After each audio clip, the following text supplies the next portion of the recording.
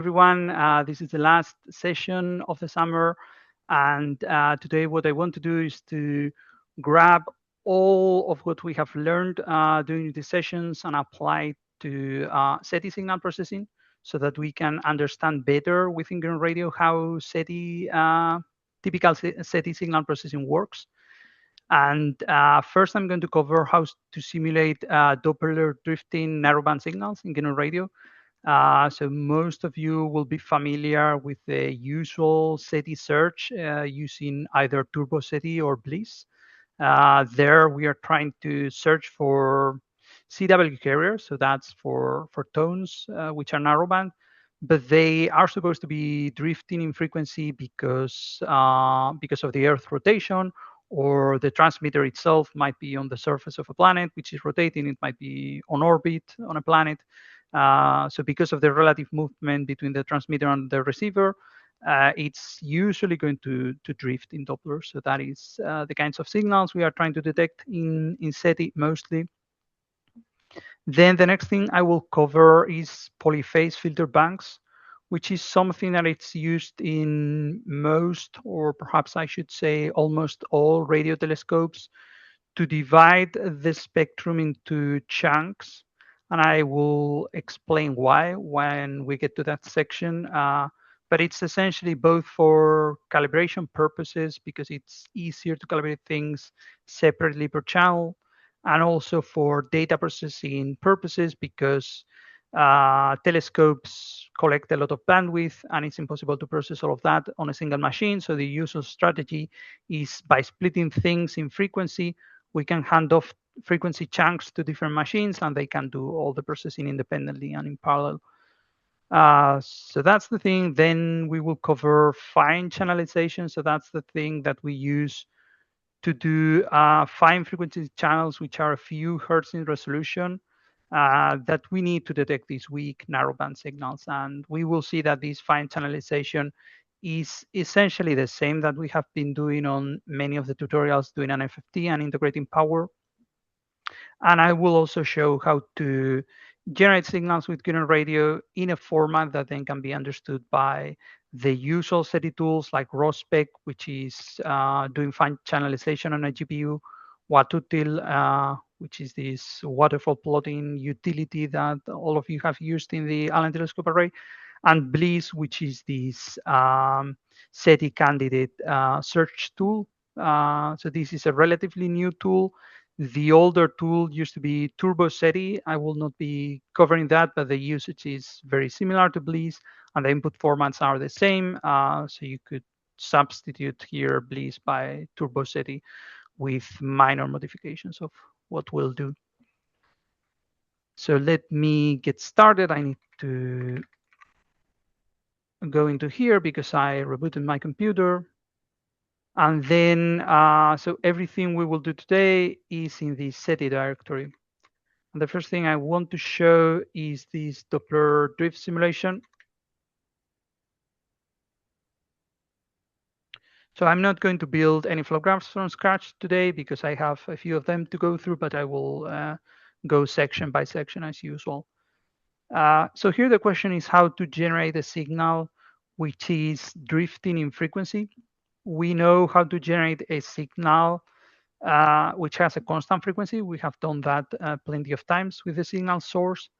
But to generate a signal which drifts in frequency, and we are going to think of frequency as depending linearly on time. That means that as time advances, the frequency is growing, and the derivative of frequency versus time is a constant. So the way to do that is to generate a control signal, which is going to be the frequency, and that will be a ramp. It's going to be basically a ramp like this, as you can imagine. And then we will use that control signal to generate something which has the frequency indicated by the control signal. So I'm going to disable this part of the flow graph and show how to generate the control signal. We want to generate some kind of ramp. And if we go into the signal source, mostly we have been using these sine or cosine options, but there are other waveforms such as triangle or sawtooth. Sawtooth is basically The signal begins here and it increases, and then it goes down to 0, and then it increases again. So something like that. So that is what we are going to use. We are only going to use one period of the sawtooth or less, because we want our signal to keep growing in frequency and never wind back to the initial frequency. But we can do that by adjusting the frequency of this thing in relation to the duration of the simulation, which is going to be finite, so that we only see a period of the sawtooth signal. So I have a variable, which is the duration of this simulation. Let's say it's going to be 1,000 seconds. So that's the time that it's going to take for the signal to go back to the initial state. And then the frequency should be 1 divided by the duration. So in this case, it's 0.001 hertz, which is a very low frequency, but that's what we need if we want a cycle covering 1,000 seconds. And then this is customary, so we can use the units that we want in the output, but for simplicity, it's better to put units of hertz here. So the amplitude is how high this sawtooth is going to grow. And we can think about if we want to have a drift rate, which I have here in a variable, for example, 10 hertz per second. The units here are just the usual SI units, so 10 hertz per second. And this is going to have a duration of 1,000 seconds. Then the amplitude, which is how large this is at the end, must be the drift rate multiplied by the drift duration. So that will be 10,000 hertz, which is essentially the value this will have at the end of the simulation. So we are going to generate a signal that begins at frequency 0, and it takes 1,000 seconds to grow up to frequency 10,000 hertz. That's the thing we are generating. Then we have this offset. That's essentially the initial value that the thing has at 0. And then we have this initial phase, which is just the technical detail about the way that the sawtooth is generated. So if we put here an initial phase of 0 radians, which is the default, then the sawtooth wave will begin at the midpoint between the offset and the amplitude. So it would begin at 5 kilohertz, and then it would grow up to 10 kilohertz, then it would go down to 0 kilohertz immediately, then it would continue growing. And that's just because the way the GNU radio generates this, it defines that 0 radians of phase corresponds to the middle between offset and amplitude. So if we want to begin actually at offset, the phase we need to put in there is minus pi. So minus pi will be the initial phase, then the phase keeps growing over time. Phase 0 corresponds to the middle value between these two. Phase pi is this maximum value, and then the phase wraps from pi to minus pi again, so we go back to 0. So that's the thing we are going to generate. And then what I have here is a basically a time display so that we can see the output values. And we are only displaying 1,024 points. The sample rate here is 100 kilohertz. So we will just see the instantaneous value of this thing, and we will see how it keeps growing over time. We are not going to see a full period of the thing, because that implies waiting for 1,000 seconds and plotting 1,000 seconds in the plot. So I'm going to run this, and we can see essentially there is this thing which is increasing in frequency.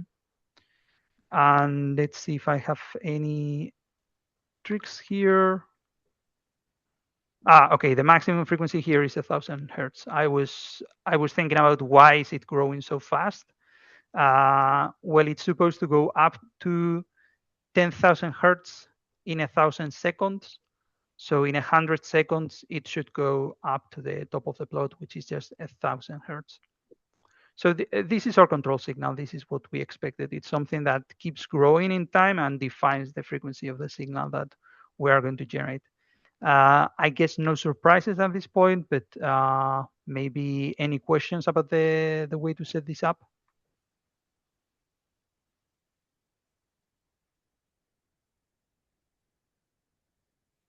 Okay, great. So we have this signal which is defining the frequency that we want at any moment in time. The next question is how to take that that signal as an input signal of something that will generate the required complex signal. So for example, at this instant in time, this is, I don't know, almost 800 hertz. So we will need a block that at this point, because of being fed this input signal, would be generating a complex exponential of 800 hertz. And there is a block in GNU Radio for that. It's called VCO complex. There is also a VCO, which is not complex. So there is like the real variant and the complex variant, and the only difference is the type of the output.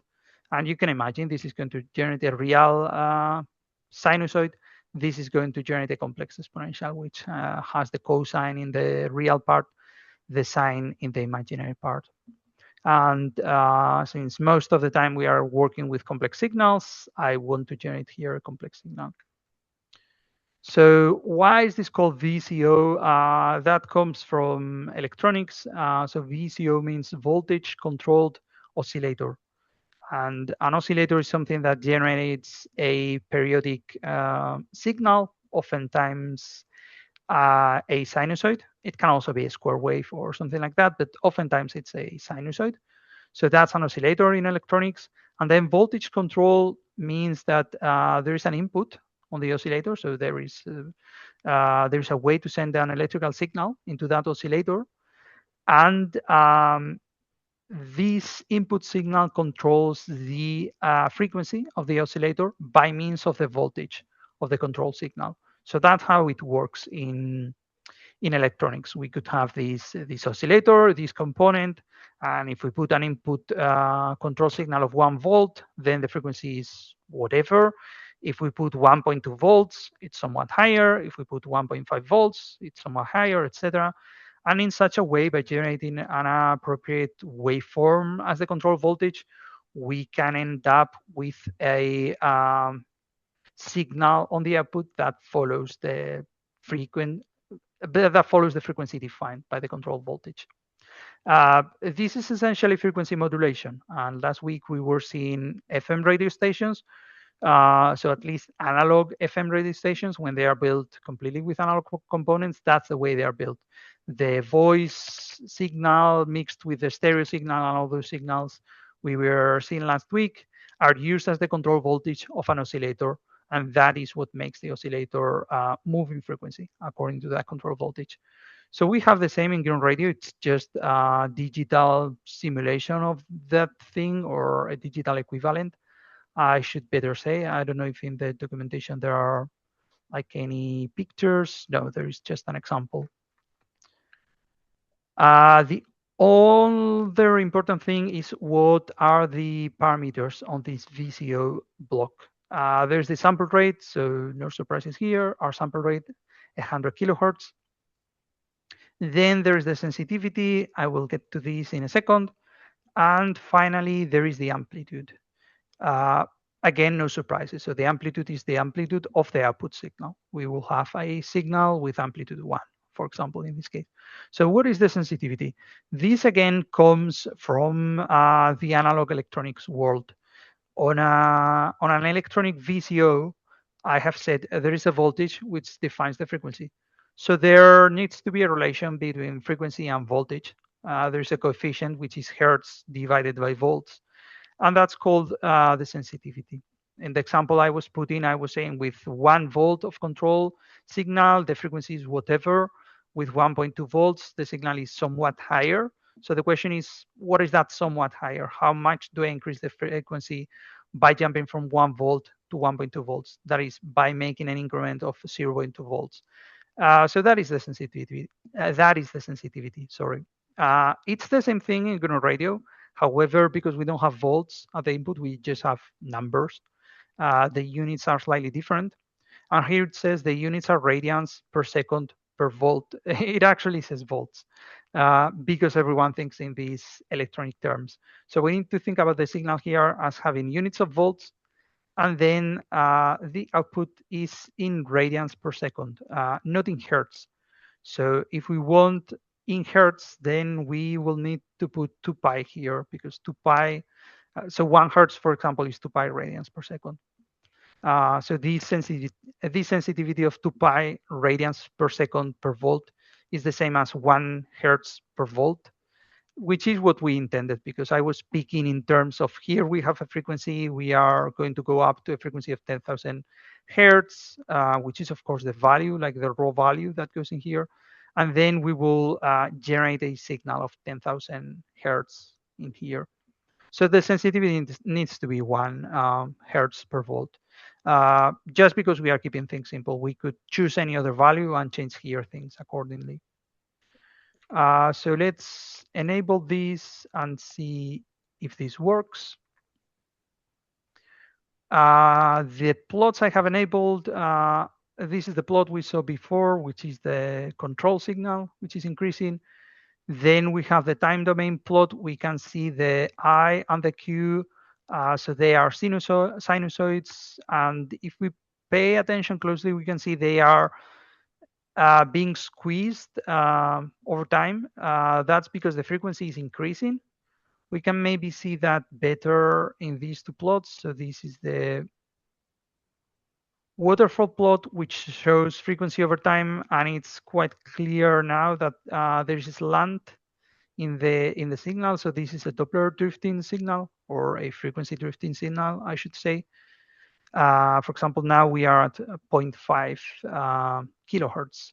And we can also see that if we stare at this for a while, we can see how the frequency keeps increasing, and it will keep increasing until we reach a 10,000 hertz, and that will happen at 1,000 seconds, and then it will go back to the beginning. Of course, I'm not going to wait for 1,000 seconds. So if we want to see that, what we can do is to bypass this throttle block, and then this will run much faster, and we can see that this goes up to 10. Maybe this is way too fast. Let's put the throttle block back in, but so this is a trick for making things faster. Let's make it 100 times faster. Then instead of having to wait 1,000 seconds, we need to wait just 10 seconds. And you can see within 10 seconds, this is increasing to 10 kilohertz. It's almost going to reach now, and then it backtracks.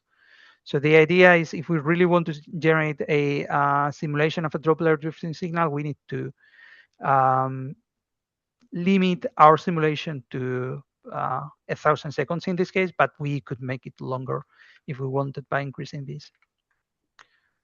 Okay, any questions about this?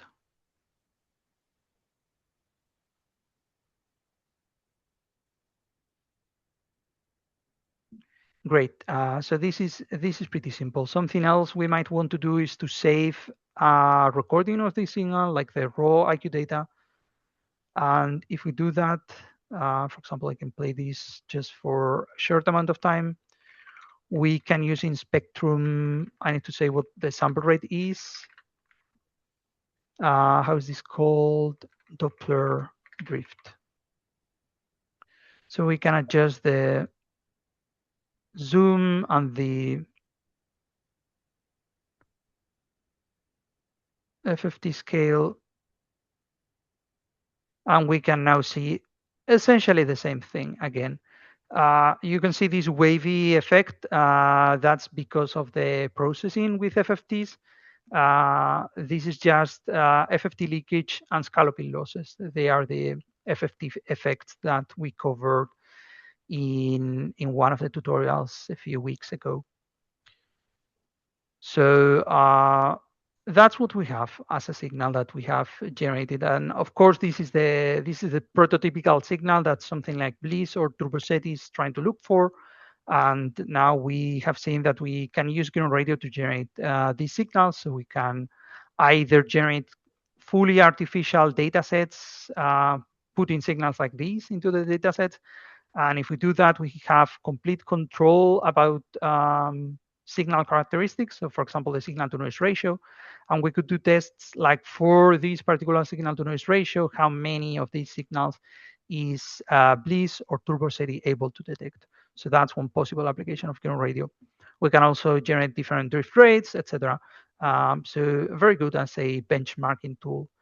Another thing we can do is to inject this kind of signal into real recordings that don't have techno signature. They might have RFI or whatever, and then see if we can actually detect these signals with Bliss or Turbo SETI within the mix of RFI and whatever other receiver impairments that exist. For example, here the noise floor is completely flat and white. I'm actually not generating any noise in this one, but when we typically generate noise in ground radio, it's going to be perfect. No instrument in the real world has a completely flat noise floor.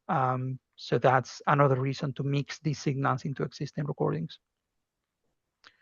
Okay, so the next thing is polyphase filter banks. And I'm going to base that on the Allen telescope array. That's the telescope I'm going to use as an example. And I have a README here, mostly to remind myself of what are the commands, but I also have the numbers used by the Allen telescope array.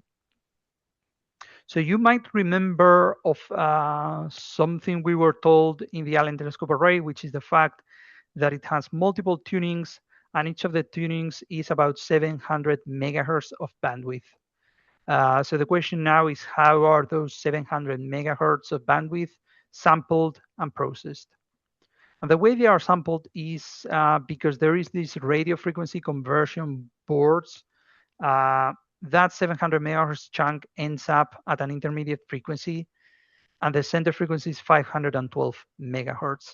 And the reason for that is because then we can have an analog to digital converter. So that's what ADC stands for, that runs at 2048 megasamples per second. And the reason this is a power of 2 is not any coincidence, is because it then makes the math simpler, since we are going to be using FFTs. So if we use an ADC of this frequency, this is a real ADC. So we are not doing IQ sampling. We are just sampling the real analog signal that comes from one antenna, and it has been filtered to a 700 megahertz chunk. All of this is analog and then shifted to 500 megahertz center frequency. We know how to do that in ground radio. The Allen telescope array does the same thing with analog components. And now, if we have a sample rate of 2048 megasamples per second, and the signal is real, the frequency range that we can represent with this sampling is from 0 to 1024 megahertz. That is Nyquist theorem. It's the sample rate divided by 2. That is the Nyquist frequency, or the maximum frequency we can represent. So that's quite nice, because we can represent 1.024 gigahertz of spectrum. And it turns out that the signal we want to sample is 700 megahertz wide, which is good. It's slightly narrower. And it's also centered at 512 megahertz. So it's right in the center of the radio frequency bandwidth we are capturing with our ADC. So that's the reason we run with this ADC sample rate. Then what happens is we want to channelize. We have those 1.024 gigahertz of spectrum, and we want to split it into 500 kilohertz coarse channels. So we will have 2048 of those 500 kilohertz coarse channels. The question is, why do we want to have these coarse channels? There are two reasons. One of them is the one I mentioned about computation. So if we have 42 antennas, each of them is sampling 2048 megasamples per second. That is a lot of data. There is no single machine that can process all that data from all the antennas in real time. So the strategy here is because we need the data from all the antennas, since we are going to either be doing cross correlations or beamforming. The only possibility we have is to split in the frequency domain, so to split different chunks of frequency and send them off to different machines. And the way this is done in the Allen telescope array is we get 96 megahertz of bandwidth, and we hand them off to one compute node. And then the 96 megahertz adjacent to that go to another compute node from all the antennas. And so each machine is only in charge of dealing with those 96 megahertz of bandwidth, which is something manageable for the GPUs in that machine. And all of the machines can work in parallel because we have divided our problem into essentially different chunks of frequency. If we have these 500 kilohertz coarse channels, then those 96 megahertz are equivalent to 192 coarse channels. So that number will become important later. But the question still is why then 500 kilohertz? If we want to hand off 96 megahertz of bandwidth to each of the machines, wouldn't it be better to make 96 megahertz channels and then hand off a single channel to each machine? And the answer might be yes, if we are only doing this for the sake of computation, but there is another reason, which is calibration. You might remember when I was introducing how beamforming works, that I was mentioning there are some instrumental effects. For example, the length of the cables is going to be slightly different or very different for each of the antennas. The gain of the electronics is also going to be different. So we also need to normalize in amplitude. So there are all these instrumental effects that happen to the signal, which are different for each of the antennas. And if we want to put the results together, for example, to do beamforming, we need to calibrate and we need to remove those effects, which are effects of the instrument, which are different for each antenna. So that's calibration. But then what happens is the calibration is also frequency dependent because, for example, the gain of an analog component is not the same for all frequencies. It's a function of frequency. And the way to apply calibration in a simple way is, again, to channelize our data into frequency channels, which are small enough that within a single frequency channel, the calibration that we need to apply is almost the same over the frequency of that channel. And then we just apply that calibration to that channel. The particular calibration, so that is the number we are applying. For example, the gain, the how much we are, by what number we are multiplying the amplitude of the samples on this channel to make all the samples have the same amplitude to counteract for different gain over frequency. So as long as the gain is almost the same within these 500 kilohertz channels, then we can just multiply that channel by that number. I don't know, something like the average gain that we need to apply. And then the next channel gets a different number. The next channel gets a different number.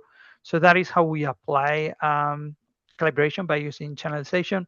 And this is essentially what is setting here the requirement of why 500 kilohertz channels for the Allen telescope array. It's because the instrument, if you look at how the gain changes over frequency, then you will see a dependency scale on that order of magnitude. To be fair, it actually varies more slowly than every 500 kilohertz. So it's actually possible to use the Allen telescope array properly with larger channels, and people are working on implementing that also because it has other advantages. But for now, on the main science observations, these are the parameters it's using 500 kilohertz channels. Okay, questions up to now?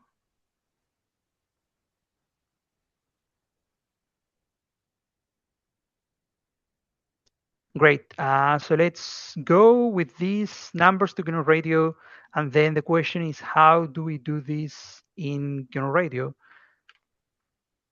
I have another flow graph here, which is called ATA PFB. So that stands for Allen Telescope Array Polyphase Filter Bank. And the thing I have at the beginning, I'm actually going to disable this one and enable this one, is just the generation of the signal I'm going to use for testing. So we have essentially the same thing as here, a signal source of sawtooth waveform to generate this drifting frequency, and then I have a VCO. We will see in a second how I have adjusted the parameters of these things. Then we have a fast noise source. We have been using the noise source. The fast noise source is quite similar. It uses some tricks to be faster. And because this simulation takes long to run, because it's actually running at 2048 megasamples per second, which is quite a lot to run on a computer, then having the fast noise source here helps. So I have a throttle, which is actually of no use, and I have it disabled because my CPU is not able to run this at real time. So if I enable the throttle, it will do nothing. Basically, the thing runs slower than real time. I will give you some numbers later. And I'm adding the two signals together, and I have a head which is used to limit the duration of the simulation to 5 minutes, which is a typical duration for a SETI scan. So here we are generating our SETI signal, SETI candidate signal, let's say, for one antenna. And it's a real signal because we have said this is a signal which is centered at 512 megahertz, and so far it's real. And it's sampled at the sample rate 2.048 gigahertz. So the thing is how to channelize this thing, and we actually know how to do it because we learned last week.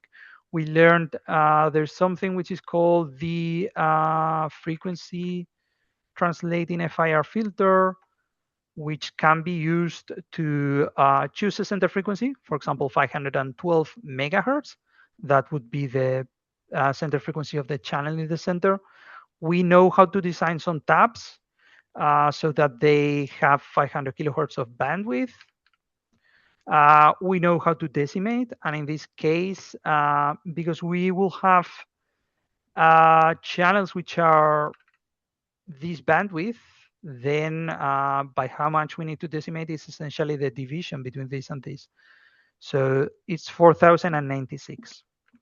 So we could put 4096 of, I'm actually going to enter values here. Tabs, I'm not going to bother. We know how to design them. And then center frequency, for example, 512 megahertz. So this would be the center channel. And there's a small thing here, which is this thing by default expects a complex input, but we can change that. We can say float to complex. And the tabs are going to be real because this is going to be a low pass filter. So I could connect this thing here, put some appropriate tabs. We know how to design those anti-aliasing tabs and have an output. And that's one of my channels.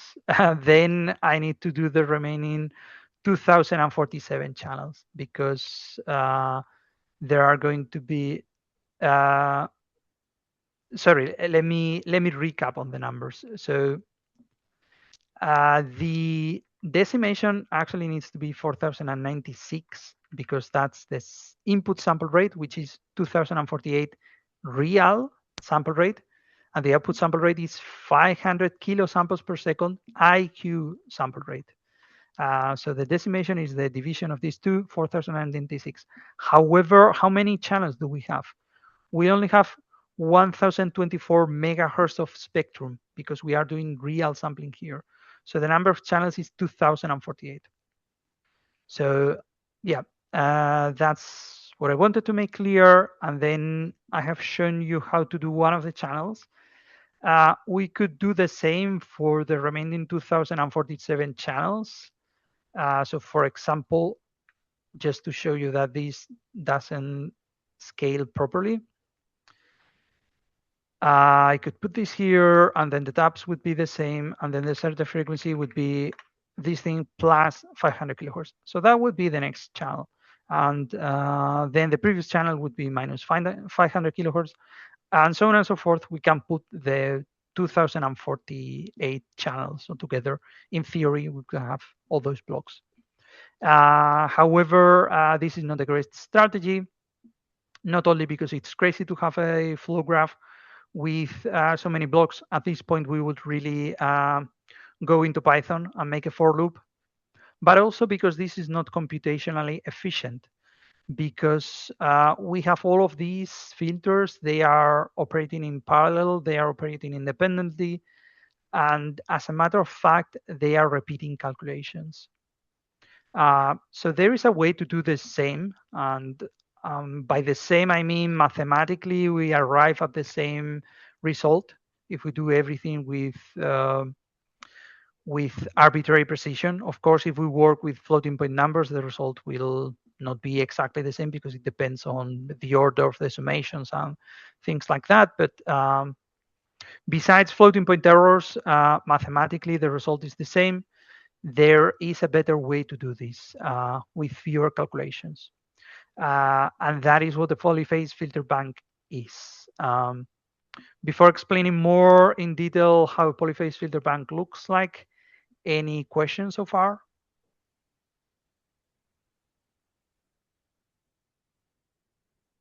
Okay, so let's try to guess how a polyphase filter bank looks like. Um, the way to guess is what's the difference between these two and the other channels. Because if we want to make use of some common calculations that they do, we need to think about what's the same and what might be similar. So the filter tabs are the same, but then the center frequencies are the only difference. And when I was explaining how this works in GNU Radio, I was explaining that this actually uses a bandpass filter for better efficiency. So it performs the bandpass filter and then it performs the frequency shift at the end after decimation. So it turns out that the tabs which are applied by these filters are different. They are like frequency shifted versions of all those tabs. And then at the end, after decimation, each of the filters is also doing a different frequency shift. So we have like those different complex exponentials, and they are all spaced by multiples of 500 kilohertz. For example, this is generating like that complex exponential of 512 megahertz. This one is 512 megahertz plus 500 kilohertz. And if we have all those complex exponentials of frequencies which are spaced by a multiple of a given frequency, that reminds us a lot to Fourier transforms. And that is actually the key ingredient of a polyphase filter bank. So I'm going to show you how the polyphase filter bank is built in GNU Radio, and then we can see why that might accomplish the task we want to accomplish. So this is the input. These are my signals that I'm using to test this. This is the same. This is the input. And then what I'm doing here is, let me see what's the best way to explain these calculations. So I'm making vectors of 4096 channels. And then that's basically like grab a chunk of 4096 channels. And then I have some numbers here. I have a list of numbers which come from the coefficients of one of these low pass filters. We will get back to that particular filter in a second.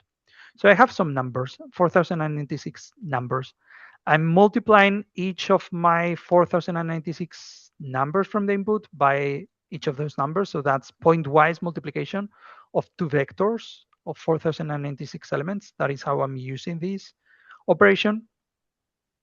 And then this delay block is introducing a delay of 1, but it's operating on vectors.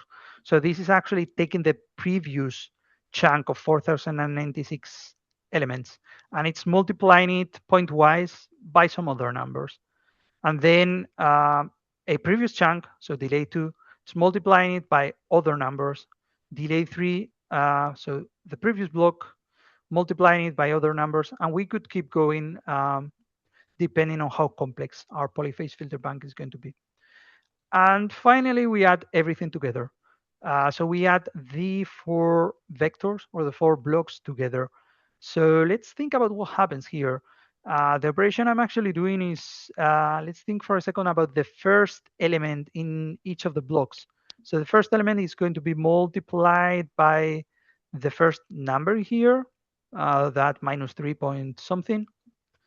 Then we go back 4096 samples, And that would be the first element to the vector, which is being picked here.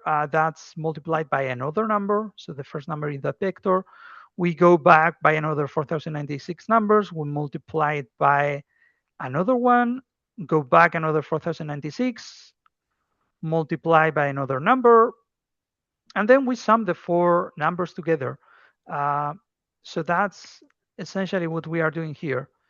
And so that's for the first sample in the block of 4096.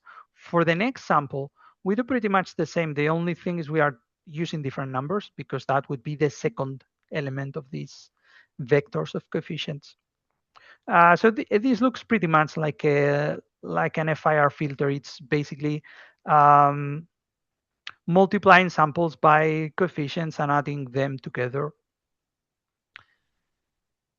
And then the key ingredient here is we have an FFT. We have an FFT of 4096 points, which is going to give us 4096 frequency channels, which are complex because the output of the FFT is always complex. And the polyphase filter bank is this. So all of this is the polyphase filter bank. It's including the stream to vector. It's taking in the input signal, which is a real signal at 2048 megasamples per second, and it's outputting 4096 channels whose sample rate is 500 kilohertz. One question is, why do we have 4096 channels if I have said that because we only have 1024 megahertz of bandwidth, we only need 2048 channels. The reason for this is because the FFT of a real signal is symmetric. So basically half of the channels don't have any new information. We could throw away the second half of the channels. They are basically mirror copies of the first half of the channels. So everything makes sense. This is in as much detail as I'm going to explain the polyphase filter bank. What I promise you is, if you take a piece of paper and write exactly the calculations, which is the thing I want to avoid because it's just formulas. But if you write those calculations, you will see that the calculations are the same to the thing we were putting together at the beginning, which is just all these frequency translating FIR filters. And that's the reason why it's called polyphase filter bank. So filter bank, it's because it's a bank of filters. It's the bank of those 2048 different filters, which are each of them at different frequencies. And then polyphase comes because of there's like polyphase signal processing. It's like a concept, or multi-rate signal processing, and it's actually like a way to realize how to construct this if you didn't know how to construct it. So why do we need like these blocks, and why do we need to delay everything? Of course, an answer is because if you do it in this way, then the calculations are the same that you wanted to do in the first place. But that's not really a satisfactory answer. The satisfactory answer is, well, if I didn't knew this trick in the first place, how can I arrive to this trick? And that's where this multi-rate signal processing comes into play, and there are books about it. For example, Fred Harris from University of San Diego is one of the key people in multi-rate signal processing, and his book is extremely good. It's quite technical, but very good. So that's what the polyphase filter bank is. Another thing I want to say about it is that it is just like a glorified FFT. You might remember that FFTs can have windows. We are using no window here, but we can have windows on the FFT. If we do an FFT with a window, it's equivalent to doing this, and then we are doing addition of just a single thing, and we put it into the FFT. Look at this. This is the window. So these numbers are multiplying each of the 4096 points that we are feeding into the FFT. So that's an FFT with a window. The only new thing that the polyphase filter bank adds is that we not only have a window here, but we have like other windows that apply to delayed versions of the signal.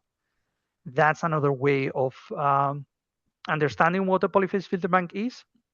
And when we were speaking about FFT windows, the reason I mentioned why they exist is because they let us control um, essentially imperfections of the FFT. They let us trade off between having better, uh, lower scalability losses or lower FFT leakage. And by using a polyphase filter bank, we can improve even more because we have these additional coefficients and we are doing more calculations. So that is another way of thinking about polyphase filter bank. It's an FFT with a window, but like beefed up. Okay, questions?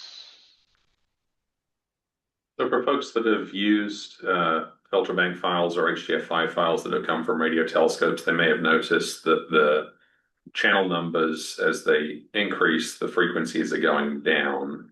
And that's, I gather, a result of the fact that, as you say, the FFT is symmetric and you're throwing away the half that has the channels in increasing order. Is that right? Yeah, I don't know. It depends on what half of the channels you throw away. In here, I'm going to throw the later half. So then I'm going to end up with channels whose index is increasing in increasing order of frequency. So we are not going to have that thing in this demo. It might also be if there is spectral inversion in the instrument. So I think this thing you are mentioning essentially comes from GBT, for example, and maybe other telescopes, and then people followed the same convention to avoid having to change conventions in software. But it might be because the input signal in here is actually mirrored with respect to what's on the sky, which can happen if you have a high side local oscillator injection, which I haven't really explained because that's like a thing you only do in the analog world. So yeah, that's a good question. I don't know the origin of the usual convention that they decrease in index as you increase in frequency, but that's confusing to me, and we are not going to follow that convention here. Thanks. Okay, other questions or comments? So what else do we have in here? The rest is pretty simple. I mentioned that each node is going to process 192 coarse channels. So in this simulation, we are only going to select 192 coarse channels. We are only going to simulate the data that one of the nodes would process. And I'm calling them GUPI channels because GUPI is the output format that we are going to use, and that stands for Green Bank Unified Pulsar Processing Instrument. So this format comes directly from Green Bank, and it began being used for pulsars, but it's also used for SETI and other things. So I have basically vectors of 4,096 elements. The middle channel is channel 512. Am I saying that right? No, it's channel 1024. Because of those 4,096 channels, the first 2,048 of them are the ones I want. The later 2,048 are mirror replicas, so we can already forget about them. And of course, the midpoint of the first half is 1/4. So 1/4 of these 4,086 is 1,048. So what I'm going to do is to select 192 elements centered at element number 1,024. And then how to do that? There is keep m in n. So this is what I'm doing here. I need to pass from a vector to stream because unfortunately this doesn't work on vectors. But this is just like erasing the vector boundaries and we will put them back. So keep m in n is, as it says, it is keeping m, so 192 elements, every block of 4,096 elements. And we begin by element, so that's the initial offset, 928, which is this 4,996 divided by 4. So that's the 1,024. That's the center channel minus the number of GUPI channels divided by 2. So minus 96, I guess. That's where the that's the index of the first channel. We are going to go from 928 passing through 124, and the final channel, I don't know what it is. You can calculate it. So that's the way to single out our 192 channels. Then the next thing is the Guppy format usually uses 8-bit integers to represent the data. So we are using this complex to ICHR conversion. I think I haven't explained much about data type conversions in GNU Radio, but you can look those up on your own. Where are they? I don't know. I always know the name. Type converters. Okay. So type converters. If you go into type converters, you can convert from most types to most other types. And in this case, we are converting from a complex to a pair of 8-bit signed integers. And because 8-bit signed integers can go from minus 127 to plus 126, from minus 128 to plus 127, then we need to apply, and this typically is floating point numbers, the scale, you can have large numbers if you want, but typically we have numbers lower than plus minus one. So a scale factor needs to be applied. And here I'm computing it as 128, which is the scale factor that would bring me plus minus 1 to plus minus 128, which is the full scale of the output. But I'm applying an additional gain of 10 because otherwise the signal level is too low, basically. So these essentially you need to adjust, taking into account, for example, how much amplitude you have in here for your noise floor. Then the amplitude will change as a consequence of how this FFT does scaling. So that's the reason why we have this additional gain of 10. And I just determined that empirically by looking at what's the output amplitude after this conversion and seeing that it fills the output range nicely and there is headroom in case we have stronger signals, which in a simulation we will not have. So usually you plot the histogram of values and you see this Gaussian curve and you see if it's like too small or too large, and you adjust your gain based on that. So we do our conversion, we convert back to vectors, and now the vectors have 348 elements because now we have like real part, imaginary part. They are two different elements because they are 8-bit integers. And finally, there is this Guppy file sync. This is not included in GNU Radio. This is something I built a few years back. So this is in GR Guppy. It's an out-of-tree module, and I think it only has this Guppy file sync, but that's the way you can write Guppy files directly from GNU Radio, and we will take a look at those in a second. These are essentially these complex 8-bit integers, which are the channels we are recording, and then there is some metadata and some headers which are embedded into the file. And because there is metadata, we have a lot of fields here to set about the metadata, but nothing too important, so I don't want to spend too much time with this. Then the other thing we have in this flow graph is some plots. So I'm not going to plot 192 different channels. I'm just going to plot the central 5 channels. And the way I do that is essentially in the same way I select my central 5 channels. So same strategy. Then I use this deinterleave to separate each of the channels. Deinterleave is a very simple operation. So the first sample that comes in goes out of the first port. Next sample, next port, next sample, next port, next port, next port, and then it goes back to the beginning. So if I'm selecting my 5 channels, I will have like blocks of first channel, second channel, third, fourth, and fifth, and then first channel, second channel, third, fourth, and fifth. So deinterleave is basically rearranging things per channel. And then I can plot each of the channels in a GUI frequency sync to see the spectrum on each of the channels. So you can see I have already taken care to number the channels appropriately. So 122, 123, 124, which is the channel in the middle, 125, and 126. Okay. What else? Yeah, maybe something else I should show is where does this filter come from? So there, I have been saying there are some numbers. So the numbers are basically taken from here. There is a list of numbers, which is the tabs or coefficient that the Allen-Telescope array polyphase filter bank is using. So I'm going to disable all of these, and I'm going to show you just the tabs. I have here a vector of tabs. These are loaded from a file that I have next to the flow graph. So there is this file. And someone at some point designed this filter. And these are essentially the numbers. This looks like a sync waveform, but it's like cropped. And essentially all the low pass filters looked somewhat like a sync waveform because the sync is the ideal low pass filter.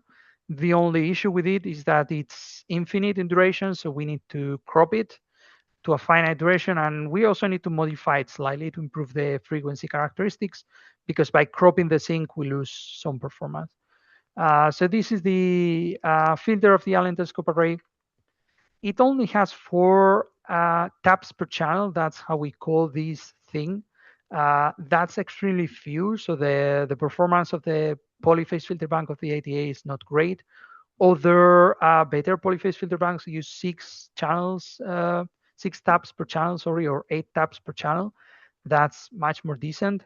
But in the Allen telescope array, they didn't have enough FPGA resources to have all the 2048 channels plus more coefficients per channel. So that's one of the reasons that they are trying to work now with larger channels to be able to maybe have 6 taps per channel. And we will see the effects of these being like too short. So that's how the filter coefficients look like. And then the variables I have in here, they are basically picking a section of the tabs, putting them in reverse order, and that's essentially how the math works out.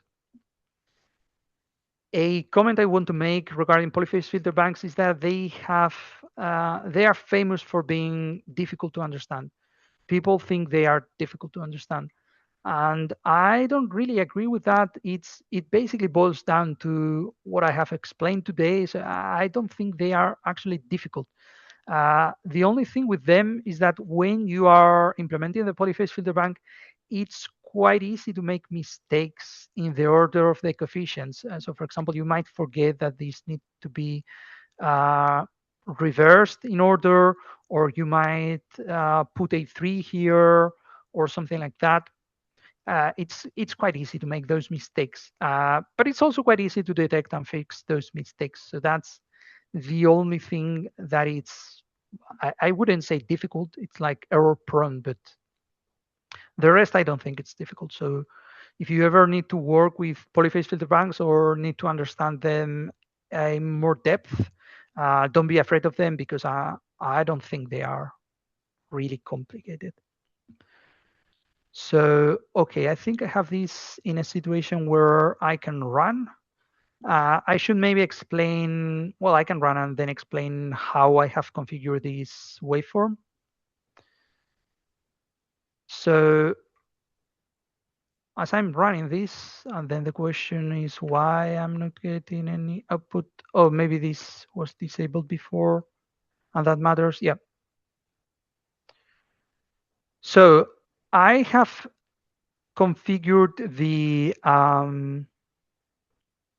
this signal source here to give me a signal which is going to sweep from the beginning of channel 1023 all the way through channel 1024, and then all the way through channel 1025, and then the simulation will stop. So this takes 5 minutes to sweep these 3 channels.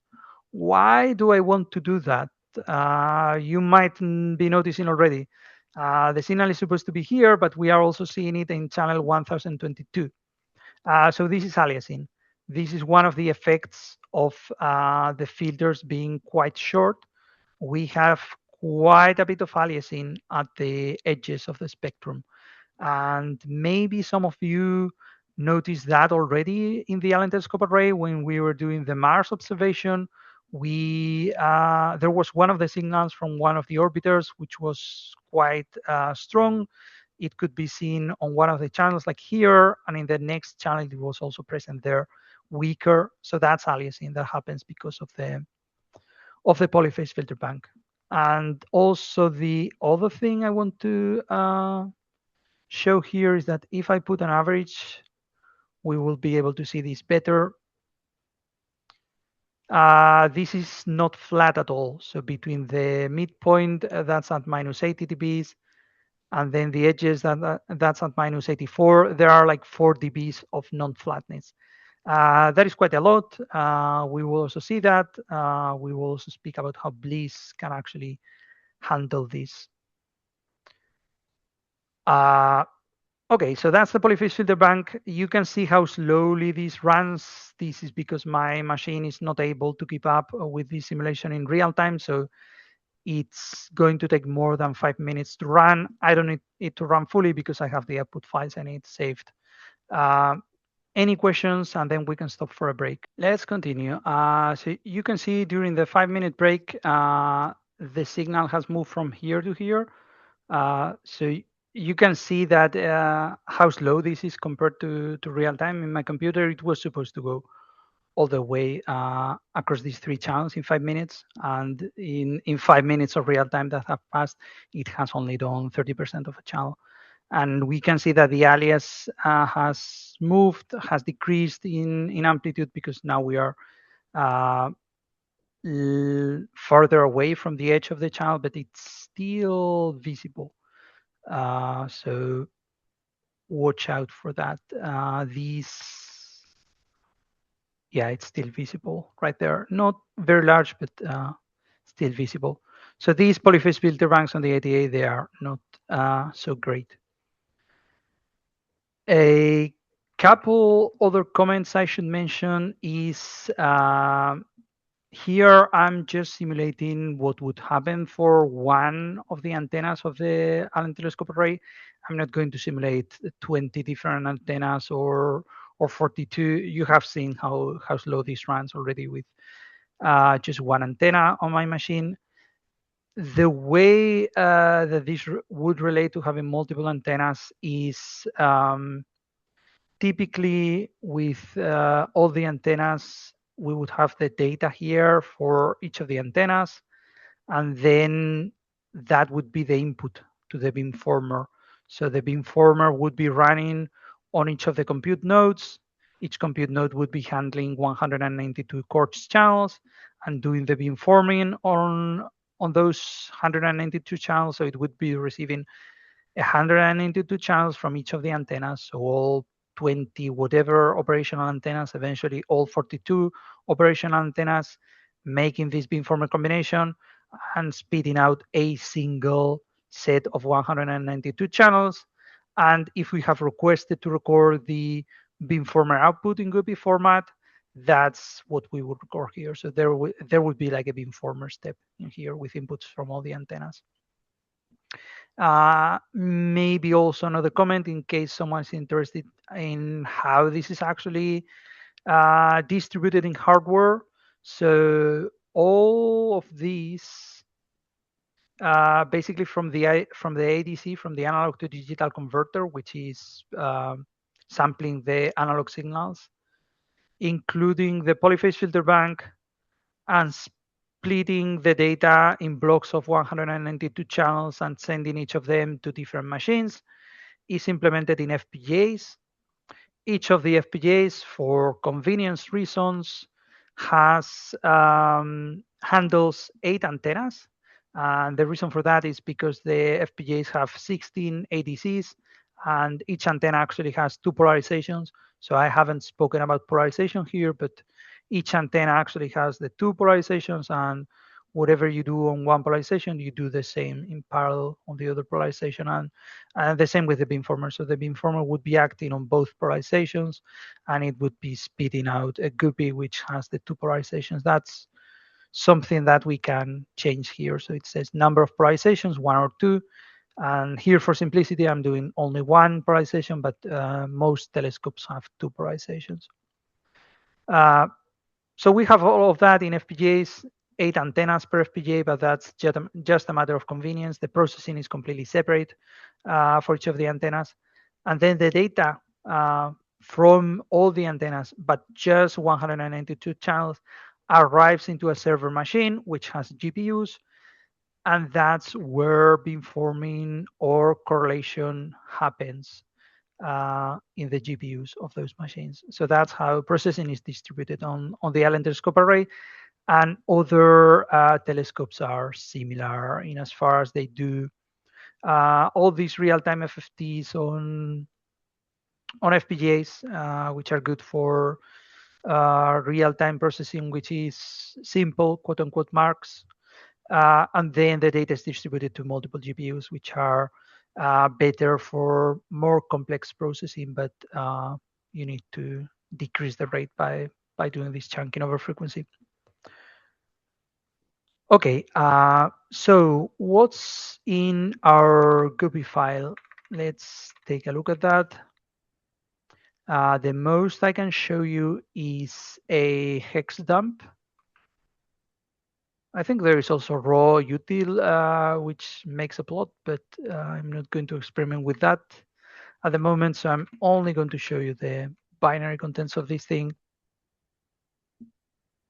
There are some headers with metadata fields, as you can see. So all of these, number of polarizations, number of bits, and then there is the end.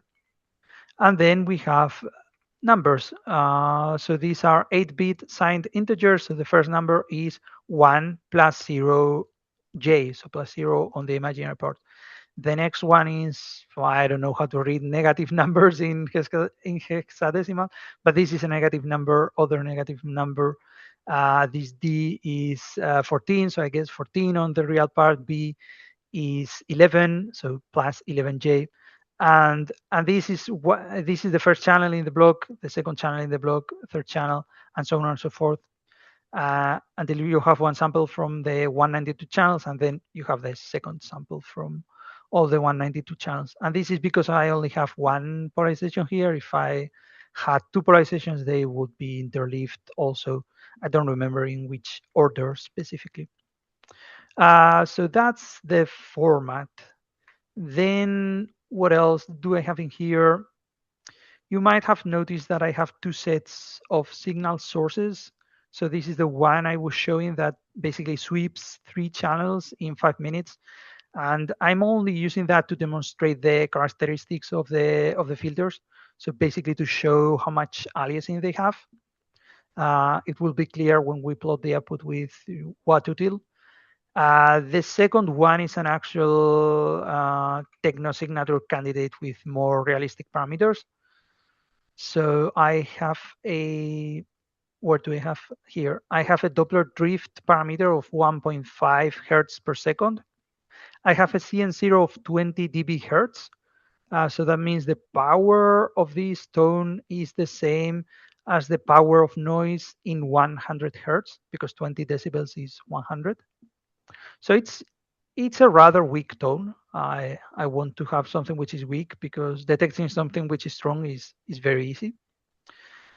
And then it's essentially the same as in this flow graph, but there are a couple tricks here, because otherwise we have a massive sample rate. So the sample rate is 2048 megasamples per second. We have a very slow drift rate, so just 1.5 hertz per second. If we just put all those numbers there, like following the same approach, we will run into floating point precision issues, because essentially increasing like every sample just a tiny bit, it's not possible. There's only so much precision in floating point numbers. So there are some tricks, and basically the tricks are generate the signal at a lower sample rate. So I'm using a sample rate which is 1000 less. I will interpolate later, and this is a plain interpolation, because the second trick is I want to have something which is almost in the center of the spectrum, so almost at a frequency of 512 megahertz. So I'm actually generating something which is at a frequency close to 0 hertz. This is actually beginning at 0. And so it's a low frequency. I can interpolate it. General interpolation also have aliases, but if the things have a very low frequency, then you have a very small amount of aliases. So that's the trick. And then I have this rotator, which is a block I haven't explained, but that's another way of performing a frequency shift. I'm using it because it's more CPU efficient. So this basically applies a phase increment every sample. And if I'm applying a phase increment of pi divided by 2, that means that I'm applying a frequency shift of 1/4 of the sample rate, which is the 512 megahertz shift that I want to apply. And why is this 1/4 of the sample rate? Well, this is in radians per sample. So pi halves radians per sample is the same as 1/4 cycles per sample, which is 1/4 of the sample rate. So that's the thing here, and I'm using complex numbers there because, as I mentioned, the advantage is they are very easy to shift in frequency. But I need to go back to real numbers because the ADC needs a real signal. So this is my real signal, which is beginning at 512 megahertz and is increasing in frequency at 1.5 hertz per second. So that's the second thing I have. Because all these take a long time to run, I already have output files. So let's see. I have the raw file for the slow drift. It's 54 gigabytes. So that's pretty large. I don't have the other one.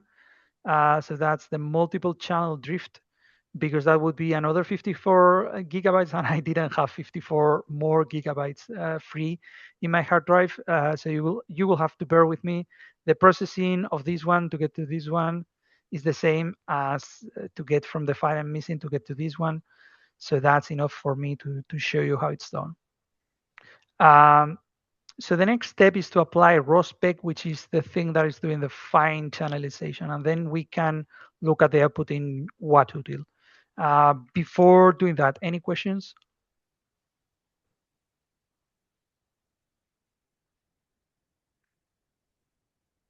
Okay, I'm going to run ROSPEC. We will see what it does in detail later on, because I'm going to show in-game radio the same thing that ROSPEC is doing.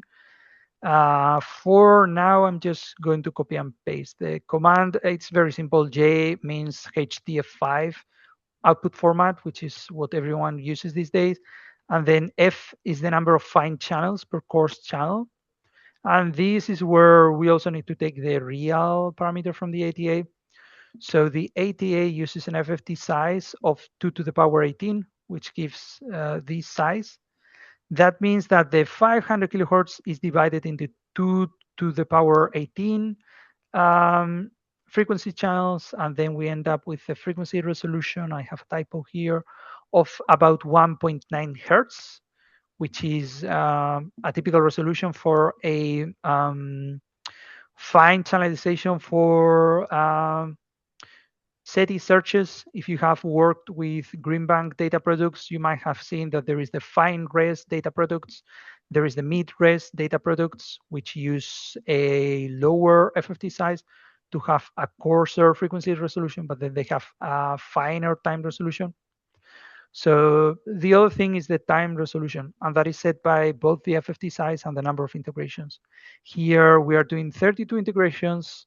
That gives us a time resolution of 16 seconds, more or less, quite typical again for fine frequency resolution SETI products. We essentially need to do some number of integrations because this is what decreases the size of the data.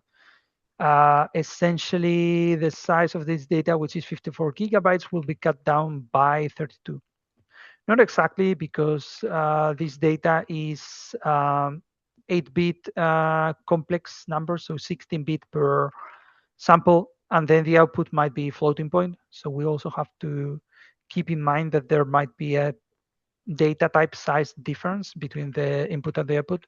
But yeah, unless we have a number here which is somewhat large, we are going to end up with massive files. So that's one of the reasons that people do integrations, to reduce the size of the data, because otherwise it would be unmanageable. So those are the parameters we indicate to ROSpec, and then we need to pass the name of the file that we want to process, but without extensions. So that's slow drift. For example, these will process this file. And I think I can run this. I was setting up all these tools this week on my computer. This uses the GPU, so it uses CUDA. I have a GPU here. It's not as powerful as the one you would find in a data center or in a telescope, but it can be used. If you try to run this on your laptop, it will probably not run unless you have an NVIDIA GPU that can run CUDA, but you can run this on the breakthrough cluster machines. They have ROSpec, I guess. They have CUDA. So you can do this. This will take, I don't remember if it takes like a minute or something. So in the meantime, we can take a look at the, oh, it's done. So no meantime, we can already take a look at the output here. But I actually prefer to begin with this one. So I have a, here I have a Python environment in which I have Blimpy installed. So you might know that Blimpy is the breakthrough listen, I don't know, IO methods for Python. Yeah, that's what it stands for. So these are utilities that you can use to deal with these files. So for example, there is watutil that we can use to plot these H5 filter bank files. So we are going to take a look at how, whoops, sorry, I need to source the thing, activate, and then do I have watutil? I should have, yes. So I'm going to give it just the name of the thing. It will take a while because it's a massive file. And it will use a lot of memory. I hope I don't run out of memory. What's the issue? This used to work. Well, I'm going to try to plot the other one. No, yeah. The issue is I'm forgetting to, I need to ask it to plot something. So plot everything except kurtosis, which no one usually wants to plot. Otherwise, it just plots, prints the like the properties of the file. Okay, so it will work this time. It is doing calculations. This is the RAM I have on my machine, so it's going to be close to 100% RAM, and it might actually be using some swap, but it will manage. And then one can see what's in these files. This will come as no surprise to anyone because we have seen this already at the Allen scope array, and we are doing basically a simulation of the same files. So we will see essentially the same. Okay, plotting time series, I think it's close to done.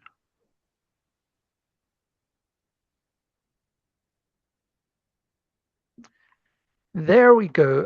So we can see a couple things. First, I'm going to zoom into an empty region of the spectrum. And the thing we can see here is our coarse channels. So in the metadata, I have said that my observation is at 8,000 megahertz sky frequency. So the intermediate frequency at which the analog to digital converters are looking at is 512 megahertz, but that's the same for all the observations. The sky frequency is what matters, and we want to have this reference to the sky frequency, so that's something that goes in the metadata. So the center frequency here is 8,000 megahertz. And then you can see that we have these coarse channels every 500 kilohertz. And you can see this shape. So this is the shape of the filter in the polyphase filter bank. If we had better filters, these would be flatter and these would be steeper. So that's how you can judge the effectiveness of a polyphase filter bank.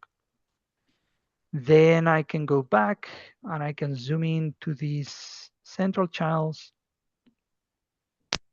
And I'm actually going to do a second plot to show this better. So from, for example, from 7998 to 8002.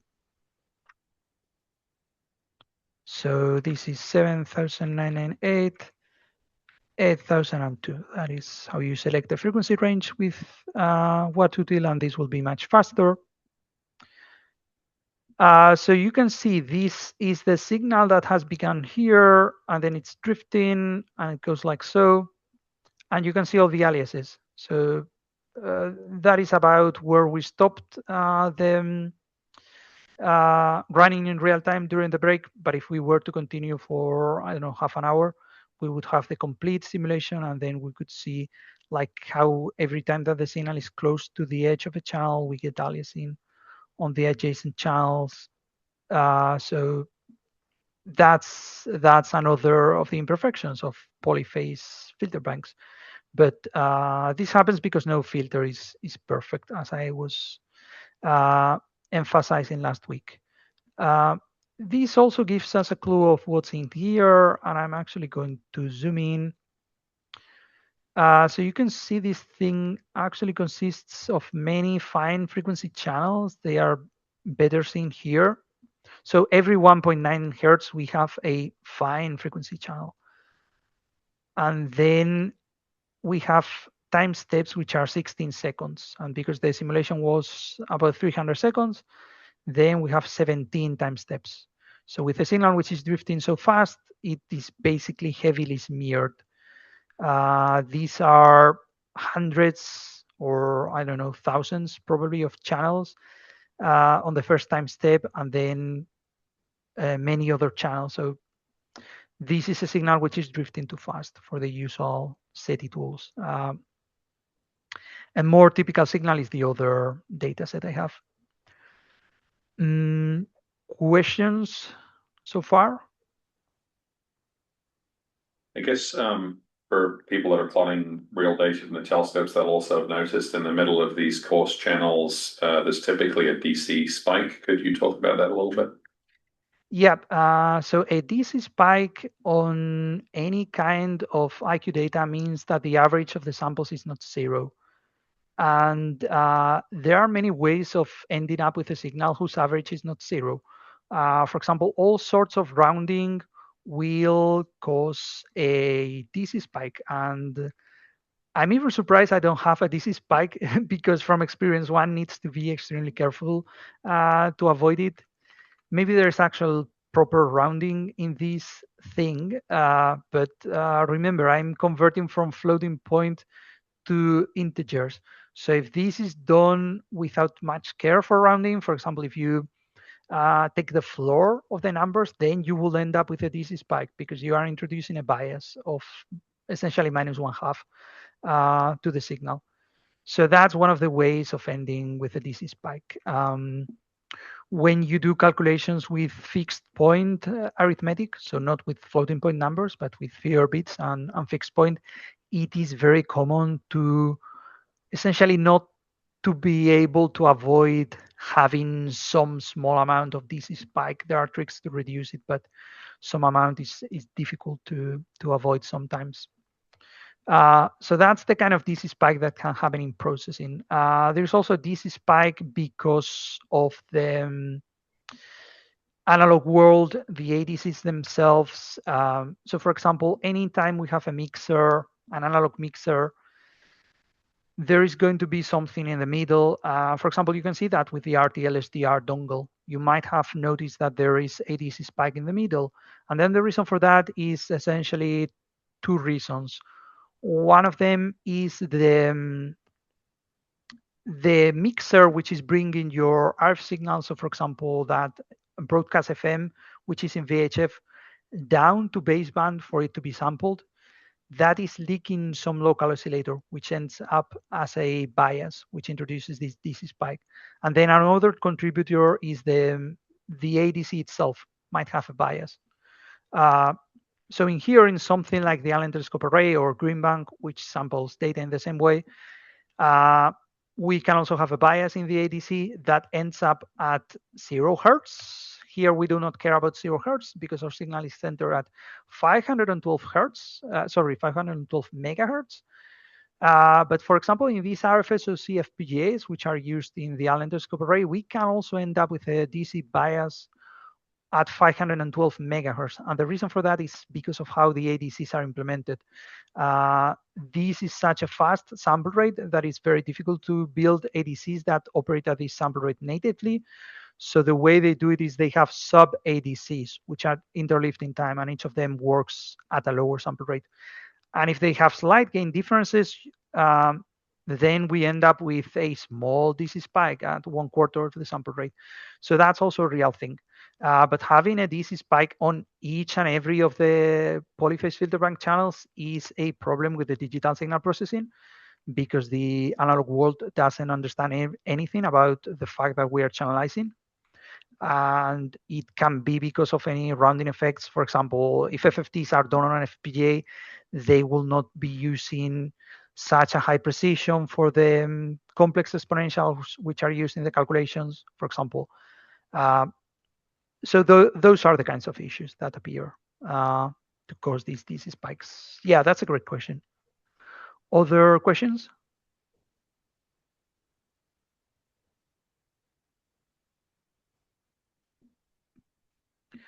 Okay, let's look at the other file I have. This one is the multiple, it's the slow drift, which is the one I have just processed in ROSPEC from the raw data. So you also know how to process that. And I'm going to show the full spectrum. Basically, we are going to see something quite similar to before.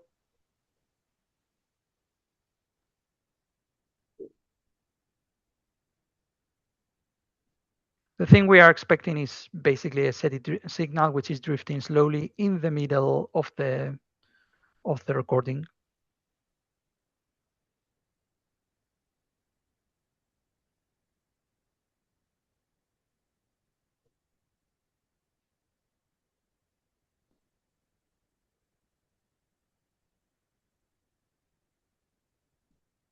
Okay, here we go.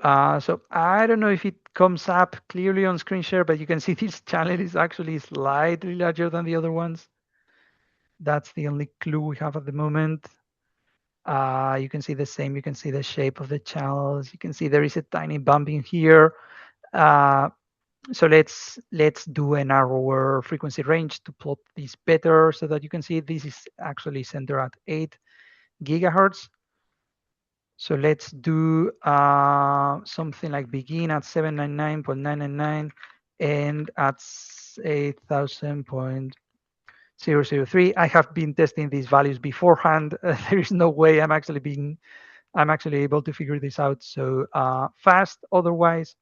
So now you can see our typical SETI signal, which is drifting. And now because the frequency range is much smaller, we can see all the channels. So you can see it's also smeared over a few channels, and that's just a consequence of the parameters. So the parameters are stated here: frequency resolution, couple hertz per channel, time resolution, 17 seconds. If the signal is drifting 1.5 hertz every second, it will drift, I don't know, let's actually calculate. So once it is, this is the time step, then the drift. So 25, and then we divide by 1.9. This is going to drift 13 channels per time step. So if we count channels that are smeared here, it should be something like 13. So that's how a typical techno signature candidate looks like, unless the Doppler drift is very, very small, in which case it's not smeared. And this is the kind of signals that something like Turbo SETI or Bliss is going to try to detect. How does it do it? Well, it's actually very simple conceptually. So in this one, it's pretty clear that there is a signal. If the signal was somewhat fainter, and I have an example of that later on, it would be difficult to see it like so. So the thing it does is it tries to correct for slope candidates. So it tries, this has like a drift, which imposes a slope on the signal. If we correct for the slope, then everything would line up. And once it lines up, you can sum it up and you essentially see a peak on the spectrum.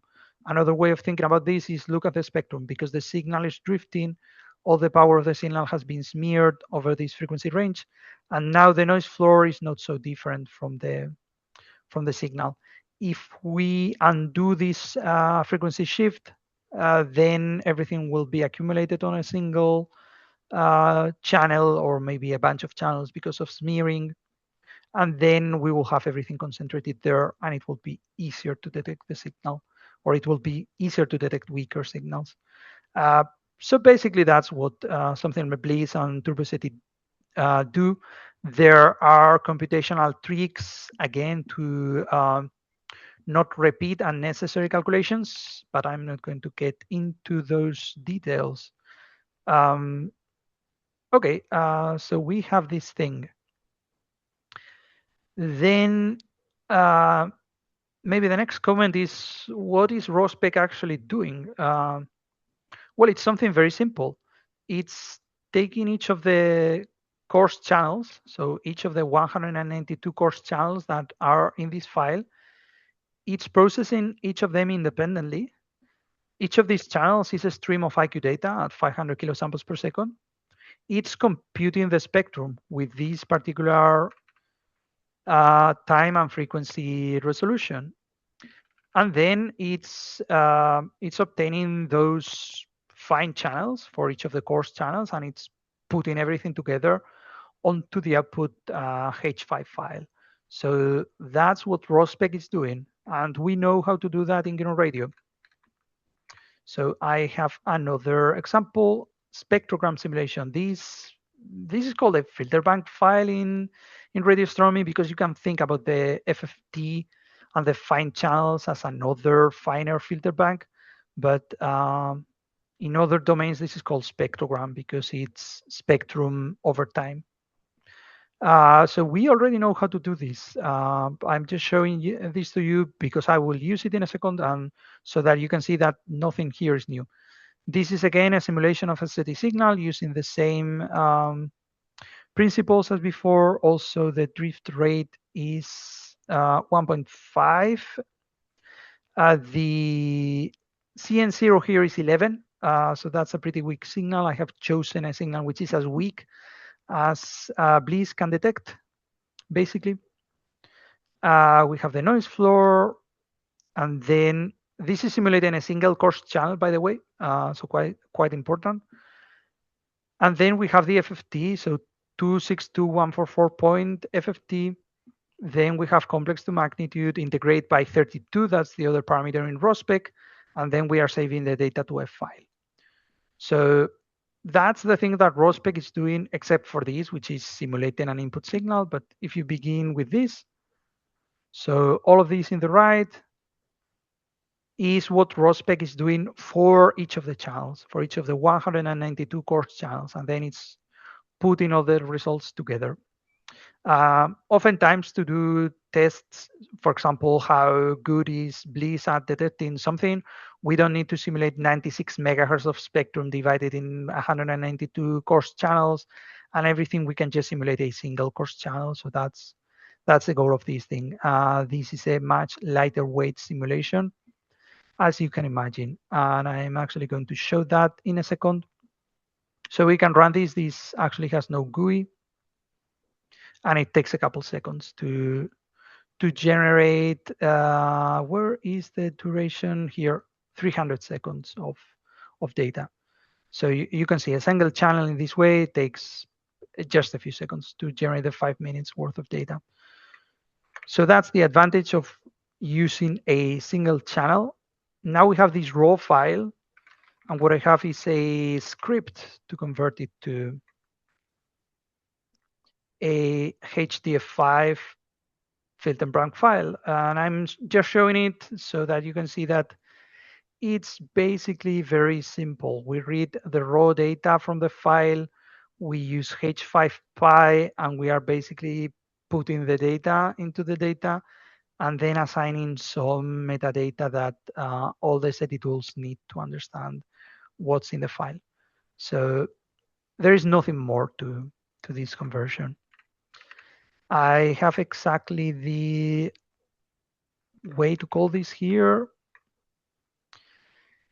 The parameters are basically the input file name, output file name, the number of FFT beans, the bandwidth of the channel, the number of integrations, and the center frequency megahertz, because all of these needs to go onto metadata. So now I have my H5 file, and you will see that if I do watutil, something like before, basically, but now I use this single channel spectrogram. There is a weaker signal. So you can see it. I guess this comes across in screen share, but it's actually weak enough that you need to stare at it. Otherwise, you can easily miss it with your eyes. So this is something that Bliss can detect, as we will see in a minute. Before that, any questions?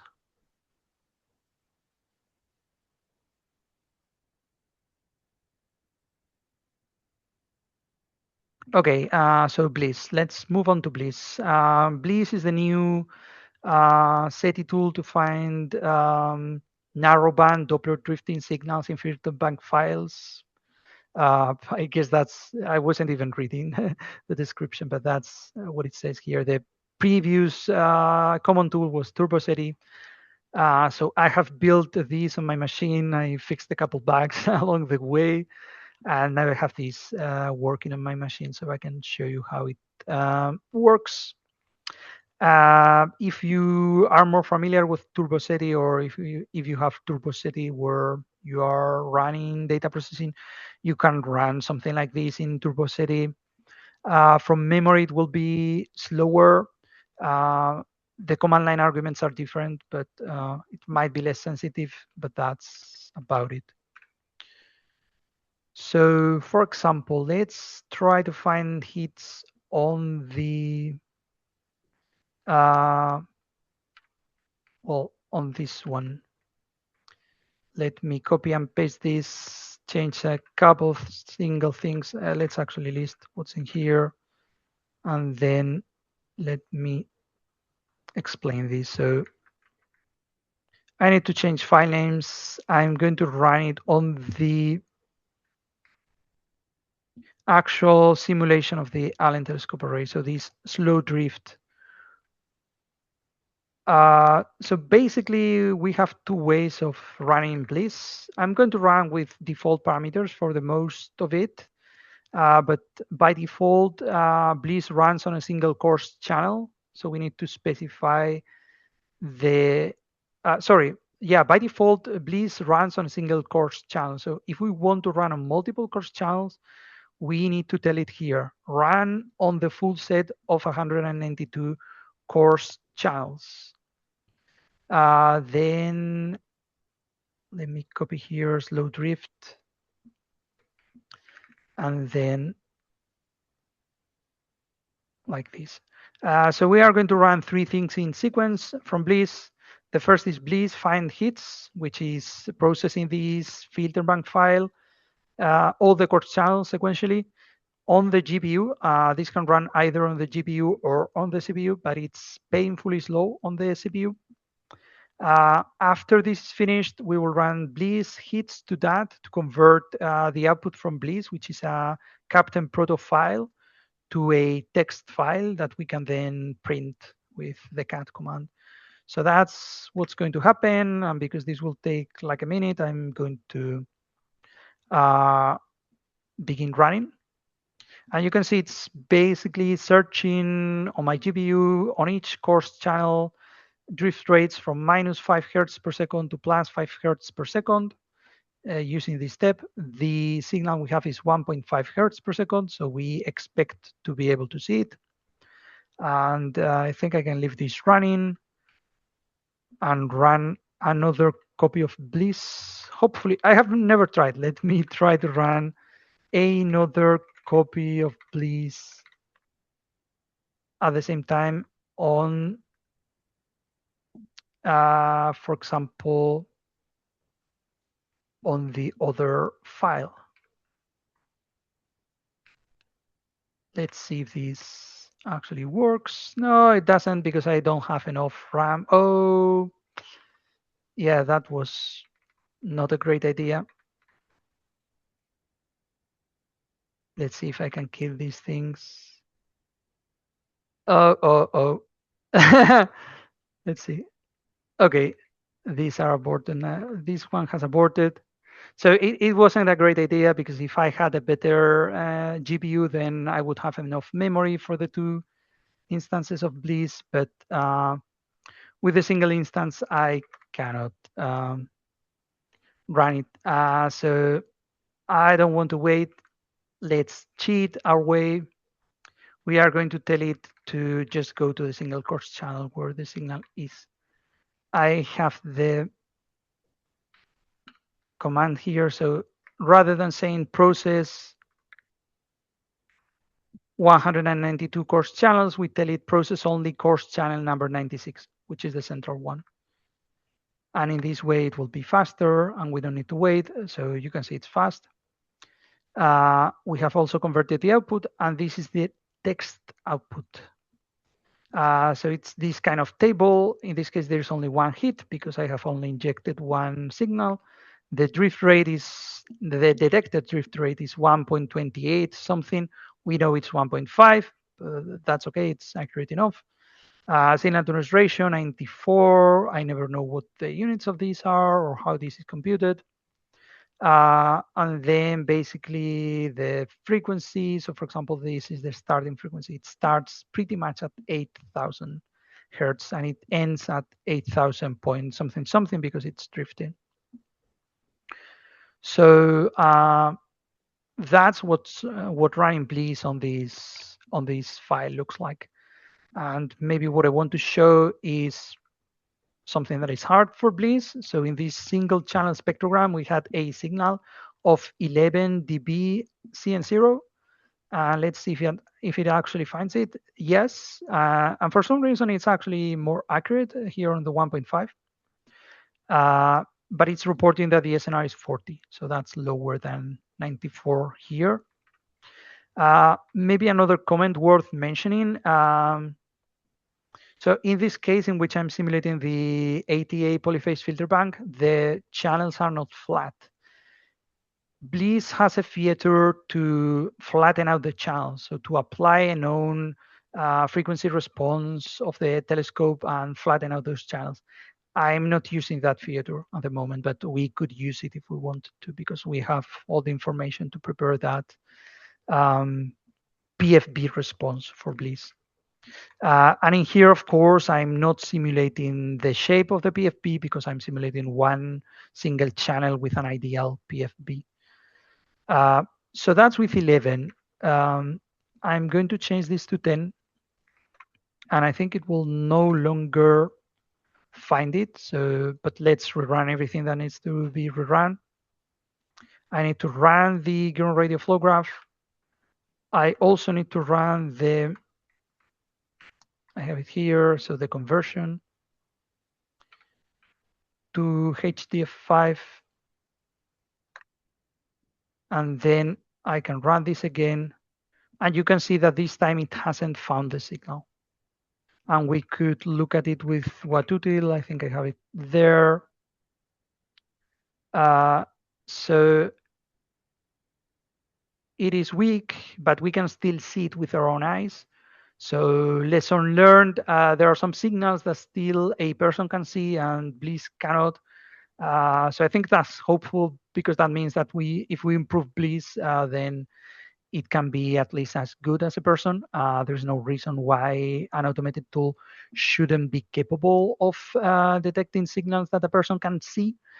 But maybe also a comment which is worth making is that The main goal of Bliss or any tool like that is not detecting the weakest signal possible in perfect conditions like these. These are like laboratory conditions.